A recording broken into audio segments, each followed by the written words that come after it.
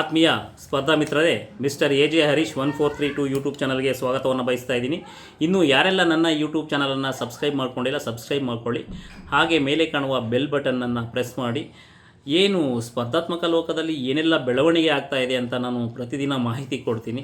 ಮತ್ತು ಯಾವ ರೀತಿ ಸ್ಟಡಿ ಮಾಡಬೇಕು, ಮುಂದಿನ ಬದುಕನ್ನು ಯಾವ ರೀತಿ ಕಟ್ಕೋಬೇಕು, ಪ್ರತಿಯೊಂದು ನಿಮಗೆ ಮಾಹಿತಿ ಕೊಡ್ತಾ ಹೋಗ್ತಾ ಇರ್ತೀನಿ. ಏನಪ್ಪ ಇಂದಿನ ವಿಡಿಯೋದ ಉದ್ದೇಶ ಏನಾಗಿತ್ತು ಅನ್ನೋದ್ರ ಬಗ್ಗೆ ನಾನು ಮಾತಾಡ್ತೀನಿ. ಯಾಕಂದರೆ 12/2/2026 ಮೀಸಲಾತಿ ಕುರಿತು, ಅಂದರೆ 56% ರಿಸರ್ವೇಷನ್ ಕುರಿತು ಇವತ್ತು ಕರ್ನಾಟಕದ ಉಚ್ಚ ನ್ಯಾಯಾಲಯದಲ್ಲಿ ಏನು WP ನಂಬರ್ 200448/25 ಇದರ ಕುರಿತು ಹಿಯರಿಂಗ್ ಇತ್ತು ಸ್ಪರ್ಧಾರ್ಥಿಗಳೇ. ಸರ್ಕಾರದಿಂದ ಏನು ಅಡ್ವೊಕೇಟ್ ಜನರಲ್ಲು ಇವತ್ತು ಆಬ್ಸೆಂಟ್ ಆಗಿದ್ದರು. ಆ ಕಾರಣದಿಂದ ನಮ್ಮ ಕರ್ನಾಟಕ ಸರ್ಕಾರ ಪರವಾಗಿ ಅಪಿಯರ್ ಆಗದೇ ಇದ್ದ ಕಾರಣಕ್ಕಾಗಿ ಹೈಕೋರ್ಟ್ ಬಂದು ಕೇಸನ್ನು ಮುಂದೂಡಲಾಗಿದೆ. ಯಾಕೆ ಸರ್ಕಾರ ನಿರ್ಲಕ್ಷ್ಯ ತೋರಿಸ್ತಾ ಇದೆ? ಈ ವಿಷಯದಲ್ಲಿ ಯಾಕೆ ಸರ್ಕಾರ ಸ್ಪರ್ಧಾರ್ಥಿಗಳಿಗೆ ಇಷ್ಟೊಂದು ಅನ್ಯಾಯ ಮಾಡ್ತಾ ಇದೆ ನನಗಂತೂ ಗೊತ್ತಿಲ್ಲ. ಆ್ಯಕ್ಚುಲಿ ನಿನ್ನೆ ವಿಡಿಯೋದಲ್ಲಿ ಹೇಳಿದೆ, ಸ್ಪರ್ಧಾರ್ಥಿಗಳದ್ದು ತಪ್ಪಿದೆ, ಸರ್ಕಾರದ್ದು ತಪ್ಪಿದೆ, ಸ್ಪರ್ಧಾರ್ಥಿಗಳದ್ದು ತಪ್ಪಿದೆ. ನಿನ್ನೆ ಕಾಂತಕುಮಾರ್ ಅವರು ಅಷ್ಟು ದೊಡ್ಡ ಮಟ್ಟಕ್ಕೆ ಹೋರಾಟ ಹಮ್ಮಿಕೊಂಡಿದ್ರು. ಸ್ಪರ್ಧಾರ್ಥಿಗಳು ನಿರ್ಲಕ್ಷ್ಯದಿಂದ ಇವತ್ತು ಕರ್ನಾಟಕ ಸರ್ಕಾರದ ಪರವಾಗಿ ಅಡ್ವೊಕೇಟ್ ಜನರಲ್ಲು ಅಪಿಯರ್ ಆಗಲಿಲ್ಲ. ಆ ಕಾರಣದಿಂದ ನಿನ್ನೆ ನೀವು ಸರ್ಕಾರಕ್ಕೆ ನಿಮ್ಮ ಸ್ಪರ್ಧಾರ್ಥಿಗಳ ಶಕ್ತಿ ಪ್ರದರ್ಶನ ತೋರಿಸಿದರೆ ಇವತ್ತು ಅಪಿಯರ್ ಆಗ್ತಿದ್ರೇನೋ ಗೊತ್ತಿಲ್ಲ ನನಗೆ, ಅದೂ ಓಕೆನಾ. ಇಲ್ಲಿ ಸರ್ಕಾರ ಫೇಲ್ ಆಗಿದೆ, ಜೊತೆಗೆ ನೀವು ಫೇಲ್ ಆಗಿದ್ದೀರಾ. ಸರ್ಕಾರ ಫೇಲ್ ಆಗಿದೆ, ಆದರೆ ನೀವು ಜೀವನದಲ್ಲಿ ಫೇಲ್ ಆಗ್ತಾ ಹೋಗ್ತಾ ಇದ್ದೀರಾ. ಆ ಕಾರಣದಿಂದ ಸ್ಪರ್ಧಾರ್ಥಿಗಳು ತಾಳ್ಮೆಯಿಂದ ಇದ್ದರೆ ಯಾವುದೇ ಒಂದು ಯಶಸ್ಸು ಸಿಗೋದಿಲ್ಲ.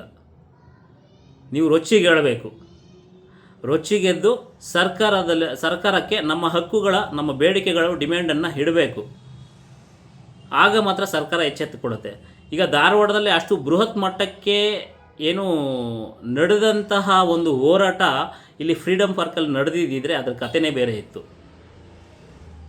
ನಿನ್ನೆ ಆದ ಏನು ಸ್ಟ್ರೈಕ್ ಮಾಡಿದ್ರಲ್ಲ ಫ್ರೀಡಮ್ ಪಾರ್ಕಲ್ಲಿ, ಅಷ್ಟು ಬೃಹತ್ ಮಟ್ಟಕ್ಕೆ ಹೋರಾಟ ಮಾಡಿದರೆ ಒಂದು ನೀವು ಆಟ ಆಡಿಸ್ಬೋದಾಗಿತ್ತು ಸರ್ಕಾರ. ಈಗ ಸರ್ಕಾರ ಏನು ಮಾಡ್ತಿದೆ ಅಂದರೆ, ನಿಮ್ಮ ಮಾತುಗಳಿಗೆ ಅವ್ರು ಬೆಲೆ ಕೊಡ್ತಾ ಇಲ್ಲ. ನಿಮ್ಮನ್ನು ಯಾವ ರೀತಿ ಅಂದ್ಕೊಂಡ್ಬಿಟ್ಟಿದ್ದಾರೆ ಅಂದರೆ, ಅವರು ನಿಮ್ಮ ಮಾತಿಗೆ, ನಿಮ್ಮ ಏನು ಪ್ರತಿಭಟನೆಗೆ ಅವರು ಯಾವುದೇ ರೀತಿ ಏನು ಕೇರೆ ಮಾಡ್ತಾ ಇಲ್ಲ. ನಿಮ್ಮ ಶಕ್ತಿ ಪ್ರದರ್ಶನ ನಿನ್ನೆ ತೋರಿಸಿದರೆ ಸ್ಪರ್ಧಾರ್ಥಿಗಳಾಗಿರಬಹುದು ಅಥವಾ ಕೋಚಿಂಗ್ ಸಂಸ್ಥೆಯ ಮಾಲೀಕರಾಗಿರ್ಬೋದು, ಕರ್ನಾಟಕದ 31 ಜಿಲ್ಲೆಗಳಿಂದ ಪ್ರತಿಯೊಬ್ಬರು ಒಂದೊಂದು ಜಿಲ್ಲೆಯಿಂದ ಒಂದೊಂದು ಬಸ್ ಮಾಡ್ಕೊಂಬಂದಿದ್ರು, 31 ಬಸ್ ಆಗ್ತಾಯಿತ್ತು. ಯಾರೆಷ್ಟೇ ನಿಮ್ಮನ್ನು ತಡೆದ್ರೂ ಅಷ್ಟೇ ವಿದ್ಯಾರ್ಥಿಗಳ ಶಕ್ತಿ ಪ್ರದರ್ಶನ ಮಾಡಬೇಕಾಗಿತ್ತು. ಯೂತ್ ಪವರ್ ಏನು ಅಂತ ತೋರಿಸ್ಬೇಕಾಗಿತ್ತು. ನನಗೆ ಯಾಕೆ ಬೇಕು, ಅವರೇನೋ ಮಾಡ್ಕೊಳ್ತಾರೆ, ಇವರೇನೋ ಮಾಡ್ಕೊಳ್ತಾರೆ, FIR ಆಗ್ತೈತೆ, ಈ ಥರ ಗೊಂದಲಗಳಿಗೆ ಸಿಕ್ಕಾಕ್ಕೊಂಡಿದ್ದೀರ. ಅಲ್ಲ, ಏನೋ ಹನಿ ಹನಿ ಸೇರಿದ್ರೆ ಹಳ್ಳ ಅಂತ ಹೇಳ್ತಾರೆ, ಓಕೆನಾ. ನೀವೆಲ್ಲ ಹನಿ ಹನಿಯಾಗಿ ಸೇರಿ ಹಳ್ಳ ಆಗಬೇಕು. ಏನೇ ಬಂದರೂ ಪ್ರಾಬ್ಲಮನ್ನು ಫೇಸ್ ಮಾಡಬೇಕು. ಈಗ ನೋಡಪ್ಪ, ಫಾರ್ ಎಕ್ಸಾಂಪಲ್ ಕಾಂತಕುಮಾರ್ಗೆ ಏನಪ್ಪ ಹಿಡಿದಿದೆ? ವಿದ್ಯಾರ್ಥಿಗಳ ಪರವಾಗಿ ಹೋರಾಟ ಮಾಡೋ ಅವಶ್ಯಕತೆ ಏನಿದೆ ಅವರಿಗೆ? ತೇಲಿ ಸರ್ಗೆ ಏನು ಅವಶ್ಯಕತೆ ಇದೆ? ನನಗೇನಿದೆಯಪ್ಪ, ಈಗ ಡೈಲಿ ನಾನು ಮಾಡೋ ಅವಶ್ಯಕತೆ ಏನಿದೆ? ನೀವು ನಂಬ್ತಿರೋ ಬಿಡ್ತಿರೋ ಗೊತ್ತಿಲ್ಲ. ನನ್ನ ಕೇಸಿಗೆ ಬೇರೆಯವ್ರನ್ನ ಹೆಲ್ಡಪ್ ಮಾಡಿ, ಇವತ್ತು ಸಿಟಿ ಸಿವಿಲ್ ಕೋರ್ಟಲ್ಲಿ ಒಂದು ಕೇಸ್ ಇತ್ತು, ಅವ್ರನ್ನ ಬೇರೆಯವ್ರನ್ನ ಹೆಲ್ಡಪ್ ಮಾಡಿ ನಾನು ಹೈಕೋರ್ಟ್ಗೆ ನಾನು 10:15 ಹೋದನು, 5 ಗಂಟೆ ತನಕ ನಾನು ಹೈಕೋರ್ಟಲ್ಲೇ ಇದ್ದೀನಿ. ಏನಾಗುತ್ತೆ, ಏನು ಬದಲಾವಣೆ ಆಗುತ್ತೆ, ಯಾರು ಬರ್ತಾರೆ, ಏನು ಅಂತ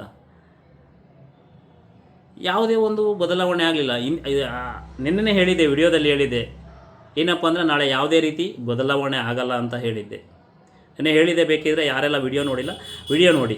ನಿನ್ನೆ ಹೇಳಿದೆ ಯಾವುದೇ ಬದಲಾವಣೆ ಆಗಲ್ಲ ಅಂತ. ಏನು ಬದಲಾವಣೆ ಆಗಿಲ್ಲ. ಬೆಳಗ್ಗೆಯಿಂದ ನೋಡೋಣ ಯಾರು ಬರ್ತಾರೆ, ಏನಾಗುತ್ತೆ ಇವತ್ತು ಹೈಕೋರ್ಟಲ್ಲಿ, ಏನಾದರೂ ಮಹತ್ವವಾದ ಬೆಳವಣಿಗೆ ಆಗುತ್ತಾ ಅಂತ ವೆಯ್ಟ್ ಮಾಡ್ತಾಯಿದ್ದೆ. ಬಟ್ ಆಗಲೇ ಇಲ್ಲ. ಪಾಪ ರಿಟ್ ಹಾಕ್ಕೊಂಡಿದ್ದ ಹುಡುಗರು ಒಂದು 5-6 ಜನ ಕಾಯ್ತಾಯಿದ್ರು, ಬೆಳಗ್ಗೆಯಿಂದನೂ ಕಾಯ್ತಾಯಿದ್ರು. ನಾನು ಇದ್ದೆ, ಬೆಳಗ್ಗೆಯಿಂದ ಹೈಕೋರ್ಟಲ್ಲೇ ಇದ್ದೆ, ಕೋರ್ಟಲ್ ನಂಬರ್ 1ನಲ್ಲಿ ವೆಯ್ಟ್ ಮಾಡ್ತಾಯಿದ್ದೆ. ಯಾರೂ ಬಂದಿಲ್ಲ. ಇನ್ನು ಎಲ್ಲಾಗುತ್ತೆ? ಸರ್ಕಾರ ಇಷ್ಟೊಂದು ನೆಗ್ಲೆಕ್ಟ್ ಮಾಡ್ತಾ ಇದೆ. ಯಾಕೆ ಅಂದರೆ ಈ ಈಗಾಗಲೇ ಹಿಂದಿನ ಹಿಯರಿಂಗಲ್ಲೇ ಹೈಕೋರ್ಟ್ ಏನು ಹೇಳುತ್ತೆ ಅಂದರೆ ನೀವು 94% ಮಾಡ್ಕೊಳ್ಳಿ, 6% ಉಳಿಸಿ ಬೇಕಾದರೆ ಮಾಡ್ಕೊಳ್ಳಿ ಅಂತ ಹೇಳಿದರು.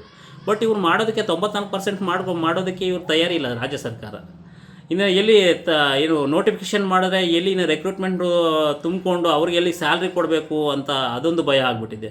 ಅಲ್ಲ, ಸರ್ಕಾರದಲ್ಲಿ ಅಮೌಂಟೇ ಇಲ್ವಲ್ಲ, ಇನ್ನೆಲ್ಲಿ ಮಾಡ್ತಾರೆ ಅವರು? ಸರ್ಕಾರದಲ್ಲಿ ಅಮೌಂಟ್ ಇದ್ದಿದ್ರೆ ಏನೋ ಮಾಡ್ತಿದ್ರು, ಏನೋ ಒಂದು ನೆಪ ಹೇಳ್ಕೊಂಡು ಹಿಂಗೆ ಮುಂದೆ ಏನು ತಳ್ಕೊ ಬರ್ತಾ ಇದ್ದಾರೆ. ಇನ್ನೊಂದು ಏನಪ್ಪ ಅಂದರೆ ಸ್ಪರ್ಧಾರ್ಥಿಗಳೇ 56% ರಿಸರ್ವೇಷನ್ನು ಮುಗಿಯೋ ತನಕ ಯಾವುದೇ ನೋಟಿಫಿಕೇಷನ್ ಆಗಲ್ಲ ಅಂತ ನನಗನ್ನಿಸಿದೆ. ಓಕೆನಾ? ಯಾಕಂದರೆ ಈಗ ಸುಪ್ರೀಂ ಕೋರ್ಟಲ್ಲಿರೋ ರಿಟ್ಗಳು ಇತ್ಯರ್ಥ ಆಗದೆ ಇವರು ಏನು ರಾಜ್ಯ ಸರ್ಕಾರಗಳು ಏನು ಮಾಡೋಕ್ಕಾಗಲ್ಲ. ಆ ಕಾರಣದಿಂದ ಇನ್ನೂ ಯಾವಾಗುತ್ತೋ ಏನು ಕತೆ ನನಗಂತೂ ಒಂದು ಗೊತ್ತಾಗ್ತಾ ಇಲ್ಲ. ವಿದ್ಯಾರ್ಥಿಗಳು ಮುಂದಿನ ಗತಿ ಏನು ಮಾಡಬೇಕು ಪಾಪ ವಿದ್ಯಾರ್ಥಿಗಳು, ಅದು ಗೊತ್ತಾಗ್ತಾ ಇಲ್ಲ. ನಾನು ಅದೇ ಹೇಳಿದ್ದೆ ಪ್ರೀವಿಯಸ್ ವಿಡಿಯೋದಲ್ಲಿ ಸಾಕಷ್ಟು ಬಾರಿ ಹೇಳ್ತಾ ಇರ್ತೀನಿ, ಪ್ಲಾನ್ ಎ ಮತ್ತು ಪ್ಲಾನ್ ಬಿ ಅಂತ ಇಟ್ಕೊಳ್ಳಿ. ಯಾವುದೇ ಒಬ್ಬ ಸ್ಪರ್ಧಾರ್ಥಿ ಆಗಿರಲಿ, ಪ್ಲಾನ್ ಎ ಸಕ್ಸಸ್ ಆಗಿಲ್ಲ ಅಂದರೆ ಪ್ಲಾನ್ ಬಿ ಆಗುತ್ತೆ ಅಂತ ಹೇಳ್ತಾ ಇದ್ದೀನಿ. ಓದ್ಕೊಂಡು ಬೇರೆ ಏನಾದರೂ ಮಾಡಿ. ಈಗ ನೋಡಿ, ಪ್ರೋಗ್ರಾಮಿಂಗ್ ಲ್ಯಾಂಗ್ವೇಜಸ್ ಕಲೀರಿ, ಈಗ ಟೆಕ್ನಾಲಜಿ ಬಂದಿದೆ, ಅದ್ರ ರಿಲೇಟೆಡ್ ಏನಾದರೂ ಕಲೀರಿ. ಏನಾದರೂ ವರ್ಕ್ ಫ್ರಮ್ ಹೋಮ್ ಅಂದರೆ ಮಾಡಿ, ಏನಾದರೂ ಕೆಲಸ ಮಾಡಿ. ನಿಮ್ಮನ್ನು ನೀವು ಗುರುತಿಸ್ಕೊಳ್ಳೋ ರೀತಿ ಏನಾದರೂ ಒಂದು ನಿಮ್ಮ ಹತ್ರ ಟ್ಯಾಲೆಂಟನ್ನು ಇಟ್ಕೊಳ್ಳಿ ಅಂತ ಹೇಳ್ತಾ ಇದ್ದೀನಿ ಸ್ಪರ್ಧಾರ್ಥಿಗಳು. ಯಾಕಂದರೆ ಈ ಬೆಳವಣಿಗೆಯನ್ನು ನೋಡ್ತಾ ಇದ್ದರೆ ಸಾಕಷ್ಟು ನನಗೆ ಬೇಜಾರಾಗ್ತಾ ಇದೆ. ಸರ್ಕಾರ ಯಾವುದೇ ರೀತಿ ಸ್ಪರ್ಧಾರ್ಥಿಗಳಿಗೆ ಕಿಮ್ಮತ್ತು ತೋರಿಸ್ತಾ ಇಲ್ಲ. ಅವ್ರು ತುಂಬ ನೆಗ್ಲೆಕ್ಟ್ ಮಾಡ್ತಾ ಇದ್ದಾರೆ. ಸ್ಪರ್ಧಾರ್ಥಿಗಳನ್ನು ತುಂಬ ನಿರ್ಲಕ್ಷ್ಯದಿಂದ ನೋಡ್ತಾ ಇದ್ದಾರೆ. ನೆನ್ನೆ ಬೃಹತ್ ಮಟ್ಟದ ಹೋರಾಟ ಆಗಿದ್ದರೆ ಇವತ್ತು ಏನೋ ಒಂದು ಬದಲಾವಣೆ ಆಗ್ತಿತ್ತು. ನೆನ್ನೆ ವಿಡಿಯೋದಲ್ಲೇ ಹೇಳ್ಬಿಟ್ಟೆ, ನಾಳೆ ಏನಾಗಲ್ಲ ಬಿಡಿ, ಸೇಮ್ ಯಥಾಸ್ಥಿತಿ ಆಗುತ್ತೆ ಅಂತ. ಇನ್ನು ನಾಳೆ ಬರ್ತಾರೆ, ಇನ್ನು ನೆಕ್ಸ್ಟ್ ಮಂತ್ ಬರ್ತಾರೆ. ನೆಕ್ಸ್ಟ್ ಮಂತ್ ಆಬ್ಸೆಂಟ್ ಆದರೆ ಏನು ಮಾಡ್ತಾರೆ? ಈಗ ಮಧ್ಯಪ್ರದೇಶದಲ್ಲಿ ಲಾಸ್ಟ್ ಟೈಮ್ ಹಂಗೆ ಅಪಿಯರ್ ಆಗಿರಲಿಲ್ಲ ಸರ್ಕಾರದ ಪರವಾಗಿ. ನೆಕ್ಸ್ಟ್ ಟೈಮು ಇನ್ ಕೇಸ್ ಆಗಿಲ್ಲ ಅಂದರೆ ಇಲ್ಲ ಅಪ್ಲಿಕೇಶನ್ ಹಾಕ್ಕೊಳ್ತಾರೆ. ಯಾವುದೊಂದು ಅಪ್ಲಿಕೇಶನ್ ಹಾಕೊಂಡು ಮುಂದೆ ಹೋಗುತ್ತೆ. ಏನು ಮಾಡ್ತೀರಾ ಮತ್ತೆ? ಈಗ ಮಾರ್ಚಲ್ಲಿ ಹಿಯರಿಂಗ್ ಆಯಿತು, ಒಂದು ಅಪ್ಲಿಕೇಶನ್ ಹಾಕ್ಕೊಳ್ತಾರೆ. 1 ತಿಂಗಳು ಮತ್ತೆ ಡೇಟ್ ಬರುತ್ತೆ. 1 ತಿಂಗಳಂದರೆ ಏಪ್ರಿಲ್ ಹೋಯಿತು. ಏಪ್ರಿಲಲ್ಲಿ ಮತ್ತೇನಾದರೂ ಮುಂದೆ ಏನಾದರೂ ಬದಲಾವಣೆ ಆದರೆ, ಇಲ್ಲ ಸುಪ್ರೀಂ ಕೋರ್ಟ್ ಏನು ಡಿಸಿಷನ್ ತೊಗೊಂಡಿಲ್ಲ ಅಂದರೆ ಏನು ಮಾಡೋದು ಅಂತ ನನಗೂ ಒಂಥರ ಯೋಚನೆ ಆಗ್ತಿದೆ. ಸ್ಪರ್ಧಾರ್ಥಿಗಳಿಗೆ ಹೆಂಗೆ ಹೇಳಬೇಕು, ಅವ್ನು ಹೆಂಗೆ ಕನ್ವಿನ್ಸ್ ಮಾಡಬೇಕು ಅಂತ ಗೊತ್ತಾಗ್ತಾ ಇಲ್ಲ. ಸ್ಪರ್ಧಾರ್ಥಿಗಳಿಗೆ ನಾನು ಒಂದೇ ಹೇಳೋದು, ಯಾವುದೇ ಕಾರಣಕ್ಕೂ ಧೈರ್ಯ ಮಾತ್ರ ಕಳ್ಕೊಡ್ಬೇಡಿ. ಓಕೆನಾ? ನೀವು ಮಾಡ್ತೀರಾ, 100% ಮಾಡ್ತೀರಾ. ಬಟ್ ಯಾರೆಲ್ಲ ಸಿನ್ಸಿಯರ್ ಇರ್ತೀರಲ್ಲ ಅವ್ರು 100% ಮಾಡೇ ಮಾಡ್ತಾರೆ, ನನಗೆ ಭರವಸೆ ಇದೆ. ಸುಮ್ಮನೆ ಓಡಾಡಿಕೊಂಡು ಅಲ್ಲಿ ಇಲ್ಲಿ ಸುತ್ತಾಡಿಕೊಂಡು ಅವ್ರ ಜೊತೆ ಸುತ್ತಾಡಿಕೊಂಡು ಸುಮ್ಮನೆ ಕಾಲಹರಣ ಮಾಡೋರಿಗೆ ನಾನು ಯಾವುದೇ ರೀತಿ ಸಜೆಷನ್ ಕೊಡಲ್ಲ. ಇನ್ನೊಂದು ಏನಪ್ಪ, ಸ್ಪರ್ಧಾ ಮಿತ್ರರಿಗೆ ಯಾವಾಗಲೂ ನಾನು ನಿಮ್ಮ ಜೊತೆ ಇರ್ತೀನಿ, ಖಂಡಿತವಾಗ್ಲೂ ನಿಮ್ಮ ಜೊತೆ ಇರ್ತೀನಿ, ಏನೇ ಬಂದರೂ ನಿಮ್ಮ ಜೊತೆ ಇರ್ತೀನಿ ಅಂತ ಹೇಳ್ತೀನಿ. ನಾನು ಹೇಳಿಲ್ವ, ಸ್ಟೂಡೆಂಟ್ ಫ್ರೆಂಡ್ಲಿ ಆಲ್ವೇಸ್ ಅಂತ ಹೇಳ್ತೀನಿ ನಾನು ಯಾವಾಗಲೂ. ನೀವು ನಂಬ್ತಿರೋ ಬಿಡ್ತಿರೋ ಗೊತ್ತಿಲ್ಲ, ಯಾವಾಗೆಲ್ಲ ಕಾಲ್ ಮಾಡ್ತಾರೆ ಗೊತ್ತಾ ಸ್ಪರ್ಧಾರ್ಥಿಗಳು. ಎಷ್ಟು ಜನ ಕಾಲ್ ಮಾಡಿದ್ರು, ಸರ್ ಏನಾಯಿತು ಇವತ್ತು ಹಿಯರಿಂಗ್ ಬಗ್ಗೆ ಏನಾದರೂ ಮಾಹಿತಿ ಕೊಡಿ ಅಂತ. ಅದಕ್ಕೆ ಇಲ್ಲಪ್ಪ ಒಂದು ವಿಡಿಯೋ ಮಾಡ್ತೀನಿ, ಎಲ್ಲರಿಗೂ ವಿಷಯ ಮುಟ್ಸೋಣ ಓಕೆನಾ ಅಂತ ಹೇಳ್ತಾ ಇದ್ದೀನಿ. ನೀವೇನಾದರೂ ಇನ್ನು ಹೋರಾಟ ಮಾಡಬೇಕಂದ್ರೆ ನೀವು ಧಾರವಾಡದಲ್ಲೇ ಮಾಡಿ ಸ್ಪರ್ಧಾರ್ಥಿಗಳೇ, ಬೃಹತ್ ಮಟ್ಟದಾಗಿ ಜನ ಸೇರ್ತಾರೆ. ಇಲ್ಲಿ ಸೌತಲ್ಲಿ ಏನಾಗಿದೆ ಅಂದರೆ, ಇಲ್ಲಿ ಇವರಿಗೆ ಫಿನಾನ್ಷಿಯಲಿ ಸ್ಟ್ರಾಂಗ್ ಇದ್ದಾರೆ, ಅದಕ್ಕೆ ಇವರಿಗೆ ಸ್ವಲ್ಪ ಸ್ಪರ್ಧಾರ್ಥಿಗಳು ಬರಲ್ಲ. ಯಾಕಂದರೆ ಬಿಡೋ ಕೆಲಸ ಇಲ್ಲ ಅಂದರೆ ಏನೋ ಒಂದು ಆಗುತ್ತೆ ಅಂತ. ಪಾಪ ನಾರ್ತ್ ಕರ್ನಾಟಕದ ಹುಡುಗರು ಏನು ಮಾಡೋದು? ಅದರ ಜೊತೆಗೆ ಇವ್ರು ಕೋಚಿಂಗ್ ಸೆಂಟ್ರು ಮಾಲೀಕರು ಸ್ಪರ್ಧಾರ್ಥಿಗಳ ಹತ್ರ ಬೇಕಾದಷ್ಟು ದುಡ್ಡು ತೊಗೊಂಡು ಅವರೇ ಬಂದಿಲ್ಲ ಅಂದರೆ ಹೆಂಗೆ ಹೇಳಿ? ನನಗೆ ಇಲ್ಲಿ ಯಾರ ಬಗ್ಗೆನೂ ದ್ವೇಷ ಇಲ್ಲ. ಇಲ್ಲಿ ಕೋಚಿಂಗ್ ಸಂಸ್ಥೆಯ ಮಾಲೀಕರ ಬಗ್ಗೆನೂ ದ್ವೇಷ ಇಲ್ಲ, ಸ್ಪರ್ಧಾರ್ಥಿಗಳ ಬಗ್ಗೆ ದ್ವೇಷ ಇಲ್ಲ, ಯಾರ ಬಗ್ಗೆನೂ ದ್ವೇಷ ಇಲ್ಲ ನನಗೆ. ಬಟ್ ಎಲ್ಲೋ ಒಂಥರ ಅನಿಸುತ್ತೆ, ಈಗ ಸ್ಪರ್ಧಾರ್ಥಿಗಳಿಂದ ತಾನೇ ಕೋಚಿಂಗ್ ಸಂಸ್ಥೆಯ ಮಾಲೀಕರು, ಲೈಬ್ರರಿ ಸಂಸ್ಥೆಯ ಮಾಲೀಕರು ಕಮರ್ಷಿಯಲ್ ಮಾಡ್ಕೊಂಡಿದ್ದೀರ ತಾನೇ. ಒಂದಿನ ಏನು ಕ್ಲೋಸ್ ಮಾಡಿ ನೀವು ಫ್ರೀಡಮ್ ಪಾರ್ಕಿಗೆ ಕರ್ಕೊಂಬರೋದಕ್ಕೆ ಏನಾಗಿತ್ತು? ರಜೆ ಘೋಷಣೆ ಮಾಡಿಬಿಟ್ಟು ನೀವು ಎಲ್ಲರಲ್ಲೂ ನಾವು ಒಬ್ಬರಪ್ಪ ಅಂತ ಬಂದಿದ್ರೆ ಏನಾಗ್ತಿತ್ತು ಹೇಳಿ? ನೀವು ಮಾಡಿದ್ದು ಸರಿನಾ? ನೀವೇ ಕ್ವಶನ್ ಮಾಡ್ಕೊಳ್ಳಿ. ಯಾರಿಗೆ? ಕೋಚಿಂಗ್ ಸಂಸ್ಥೆಯ ಮಾಲೀಕರಿಗೆ ಹೇಳ್ತಾ ಇದ್ದೀನಿ. ಈಗ ಸ್ಪರ್ಧಾರ್ಥಿಗಳಿಂದ ಇಷ್ಟೆಲ್ಲ ದುಡ್ಡು ತೊಗೊಂಡು ನಾವು ಈಗ ಒಂದು ದೊಡ್ಡ ಮಟ್ಟಕ್ಕೆ ಇದ್ದೀವಿ ಅಂದರೆ ಕಾರಣ ಯಾರು? ಸ್ಪರ್ಧಾರ್ಥಿಗಳು ಅಲ್ವಾ? ಆ ಕಾರಣದಿಂದ ಸ್ಪರ್ಧಾರ್ಥಿಗಳ ಪರವಾಗಿರಬೇಕು ಸರ್. ನೀವು ಅಷ್ಟೇ ಸಂಸ್ಥೆಯ ಮಾಲೀಕರು. ನಾನು ನಿಮ್ಮನ್ನು ದ್ವೇಷ ಮಾಡ್ತಾ ಇಲ್ಲ, ಬಟ್ ಸಪೋರ್ಟಿವ್ ಆಗಿರಬೇಕು ಆಲ್ವೇಸ್ ಸ್ಟೂಡೆಂಟ್ಸ್ಗೆ. ಯಾಕಂದರೆ ಅವರಿಂದ ನಾವಿದ್ದೀವಿ ಅಂದರೆ ನೀವು ಅವರಿಗೆ ಹೆಲ್ಪ್ ಮಾಡಬೇಕು, ನೀವು ಕೈ ಜೋಡಿಸ್ಬೇಕು ಎಲ್ಲರ ಜೊತೆ. ಅಜೆಂಡಾ ಬೇರೆಯವ್ರದ್ದು ಏನೇನೋ ಇರುತ್ತೋ ಅದನ್ನು ನನಗೆ ಗೊತ್ತಿಲ್ಲ ಓಕೆನಾ. ನಂದೇನು ಅಜೆಂಡಾ ಇಲ್ಲ, ನನಗೆ ಸ್ಟೂಡೆಂಟ್ಸ್ ಪರವಾಗಿರಬೇಕು, ಯಾವಾಗಲೂ ಸ್ಟೂಡೆಂಟ್ಸ್ಗೆ ಜಸ್ಟಿಸ್ ಸಿಗಬೇಕು. ಅನ್ನೋದ್ರ ಪರವಾಗಿ ನಾನು ಯಾವಾಗಲೂ ಇರ್ತೀನಿ. ನನಗೆ ಯಾರೋ ಹೇಳ್ಕೊಟ್ಟು ನಾನು ವಿಡಿಯೋ ಮಾಡೋದಿಲ್ಲ. ಫಸ್ಟ್ ಆಫ್ ಆಲ್ ನಾನು ಯಾರ ಬಗ್ಗೆನೂ ತಲೆ ಕೆಡಿಸ್ಕೊಳ್ಳೋದೇ ಇಲ್ಲ. ನನಗೇನು ಅನಿಸುತ್ತೆ ಅದು ಮಾಡ್ತಾ ಹೋಗ್ತಾ ಇರ್ತೀನಿ. ದಯವಿಟ್ಟು ಸ್ಪರ್ಧಾರ್ಥಿಗಳೇ, ಯಾವುದೇ ರೀತಿ ನೀವು ತಲೆ ಕೆಡಿಸ್ಕೊಳ್ಳದೆ ನೀಟಾಗಿ ಓದ್ತಾ ಇರಿ. ತಾಳಿದವನು ಬಾಳಿ ಅನ್ನುವಂಥ ಗಾದೆ ಇದೆ. ತಾಳ್ಮೆಯಿಂದ ಇರಿ, ಸಕ್ಸಸ್ ಹಾಗೆ ಆಗುತ್ತೆ. ಯಾಕಂದರೆ 2,74,000 ಹುದ್ದೆಗಳು ಖಾಲಿ ಇದೆ. ಹಂತವಾಗಿ ತುಂಬಿಕೊಳ್ತಾ ಹೋಗ್ತಾರೆ. ಮತ್ತು ಪದೇ ಹೇಳ್ತಾ ಇರ್ತೀನಿ, ಯಾರೆಲ್ಲ ಗ್ರೂಪ್ ಸಿಗೆ ಓದ್ತಾ ಇದ್ದೀರಾ, ದಯವಿಟ್ಟು ನಂದು ಹಂಬಲ್ ರಿಕ್ವೆಸ್ಟ್ ಅಂದ್ಕೊಳ್ಳಿ. ಓಕೆನಾ, ನಾನೇನು ರಿಕ್ವೆಸ್ಟ್ ಮಾಡ್ಕೊಳ್ಳೋ ಅವಶ್ಯಕತೆ ಇಲ್ಲ. ಬಟ್ ನನಗೆ ನನ್ನ ಸ್ಪರ್ಧಾರ್ಥಿಗಳು ಚೆನ್ನಾಗಿ ಓದಿ ಒಂದು ಯಾವುದಾದ್ರೂ ಜಾಬ್ ತೊಗೊಳ್ಬೇಕು ಅನ್ನೋ ಉದ್ದೇಶ ಇದೆ ನಂದು. ಏನಪ್ಪ ಅಂದರೆ ಕಮ್ಯುನಿಕೇಷನ್ ಪೇಪರು, ಏನು ಇಂಗ್ಲೀಷು ಕಂಪ್ಯೂಟರ್ಗೆ ಹೆಚ್ಚು ಮಹತ್ವವನ್ನು ಕೊಡಿ. ಜೊತೆಗೆ GS ಪೇಪರಲ್ಲಿ ಸೈನ್ಸ್ಗೆ ಹಾಗೆ ಮೆಂಟಲ್ ಎಬಿಲಿಟಿ ಆಪ್ಟಿಟ್ಯೂಡ್ಗೆ ಹೆಚ್ಚು ಮಹತ್ವವನ್ನು ಕೊಡಿ. ಇಷ್ಟು ನೀವು ಕವರ್ ಮಾಡಿದ್ದೆ ಆದರೆ ನಿಮಗೆ ಖಂಡಿತವಾಗಲೂ 100+ ಸ್ಕೋರ್ ಆಗುತ್ತೆ. ಜೊತೆಗೆ ನೀವು ಸಕ್ಸಸ್ ಆಗ್ತೀರಾ ಅಂತ ನನಗೆ ಭರವಸೆ ಇದೆ. ಯಾರೆಲ್ಲ ಚೆನ್ನಾಗಿ ಓದ್ತಾ ಇದ್ದೀರಾ 100% ಸಕ್ಸಸ್ ಆಗ್ತೀರಾ. ನೋಡಿ, ಇನ್ನೊಂದು ಹೇಳ್ತೀನಿ, ಯಾರು ಸಿನ್ಸಿಯರ್ ಆಸ್ಪಿರೆಂಟ್ಸ್ ಇರ್ತಾರೋ ಅವರಿಗೆ ಬದುಕು ಏನು ಅಂತ, ಇಲ್ಲಿ ಸಕ್ಸಸ್ ಆಗಿಲ್ಲ ಅಂದರೂ ಪರವಾಗಿಲ್ಲ, ಬದುಕು ಏನು ಅಂತ ಕಲಿಸ್ಕೊಡುತ್ತೆ ಸೊಸೈಟಿಯಲ್ಲಿ. ಆ ಕಾರಣದಿಂದ ದಯವಿಟ್ಟು ಯಾರು ಏನು ಧೈರ್ಯ ಕೆಡದೆ ನಿಮ್ಮ ಕೆಲಸದಲ್ಲಿ ತಯಾರಿಯನ್ನು ಮಾಡ್ತಾಯಿರಿ. 100% ನೋಟಿಫಿಕೇಷನ್ಸ್ ಆಗುತ್ತೆ. ಬಟ್ ಸ್ವಲ್ಪ ಡಿಲೇ ಆಗುತ್ತೆ. ಓಕೆನಾ, ನನಗೆ ಗೊತ್ತಿರೋ ಪ್ರಕಾರ ಡಿಲೇ ಆಗುತ್ತೆ.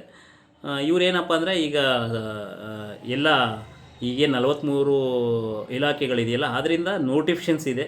ಅವ್ರು ಹೇಳ್ತಾರೆ, ಆಯಾಯ ಸಂಬಂಧಪಟ್ಟ ಇಲಾಖೆಯವರು ಏನು ಮಾಡ್ತಾರೆ ಅಂದರೆ, ನಿಮಗೆ ಮುಂದೆ ಊಟ ಇಟ್ಟಿದ್ದಾರೆ ಬಟ್ ಕೊಡ್ತಾ ಇಲ್ಲ, ತೋರಿಸ್ತಿದ್ದಾರೆ ಅಷ್ಟೇ, ನೋಡಿ ನೀವು ಹಸಿವನ್ನು ತೀರಿಸ್ಕೊಳ್ಳಿ ಅಂತ ಹೇಳ್ತಾ ಇದ್ದಾರೆ. ಅದೇ ರೀತಿ ಮಾಡ್ತಾಯಿದ್ದಾರೆ. ಆ ಕಾರಣದಿಂದ ನೋಟಿಫಿಕೇಷನ್ಸ್ ಇದೆ, ಬಟ್ ಡಿಲೇ ಆಗುತ್ತೆ. ಇನ್ನೂ ನನ್ನ ಪ್ರಕಾರ ಜೂನ್ ಅಥವಾ ಜುಲೈಯಲ್ಲಿ ಆಗಬಹುದು ಅಂತ ನನ್ನ ಅನಿಸಿಕೆ ಇದೆ. ಅದ್ರ ಮುಂದೆ ಇನ್ನೂ ಮಾಡಿದ್ರೆ ಬೆಟರ್. ಯಾಕಂದರೆ ಸ್ಪರ್ಧಾರ್ಥಿಗಳು ತುಂಬ ರೋಸಿ ಹೋಗ್ಬಿಟ್ಟಿದ್ದಾರೆ. ಏನಪ್ಪ ಮುಂದೆ ಏನು ಮಾಡೋದು, ಏಜ್ ಆಗ್ತಾ ಹೋಗ್ತದೆ. ನೋಡಿ, ಈಗ ಇಲ್ಲಿ ಕಣ್ಣೀರು ಹೆಂಗೆ ಒರೆಸ್ತಿದ್ದಾರೆ ಅಂದರೆ 5 ವರ್ಷ ಏಜ್ ರಿಲ್ಯಾಕ್ಸೇಷನ್ ಅಂತ ಹೇಳಿದ್ದಾರೆ. ಓಕೆನಾ, ಏಜ್ ರಿಲ್ಯಾಕ್ಸೇಷನ್ ಕೊಟ್ಬಿಟ್ಟು ಏನು ಮಾಡೋಕ್ಕಾಗುತ್ತೆ? ಇವರು ನೋಟಿಫಿಕೇಷನ್ ಮಾಡಿಲ್ಲ ಅಂದರೆ ಅದು ಒಂದು ಯಕ್ಷ ಪ್ರಶ್ನೆ ನನಗೆ. ಆ ಕಾರಣದಿಂದ ಇನ್ನು ಯಾರೆಲ್ಲ ಸ್ಟಡಿ ಮಾಡಿದೆ, ಏನಪ್ಪ ನೋಟಿಫಿಕೇಷನ್ ಆದಮೇಲೆ ಓದೋಣ ಅಂತ ಯುದ್ಧಕ್ಕೆ ಈಗಲಿಂದನೇ ತಯಾರಿ ಮಾಡ್ತಾಯಿರಿ. ಯಾರೆಲ್ಲ ಸಿನ್ಸಿಯರಾಗಿ ಯುದ್ಧಕ್ಕೆ ತಯಾರಿ ಆಗ್ತಿದ್ದೀರಾ ಅವರು 100% ಗೆದ್ದು ಬರ್ತೀರಾ ಅಂತ ನನಗೆ ಭರವಸೆ ಇದೆ.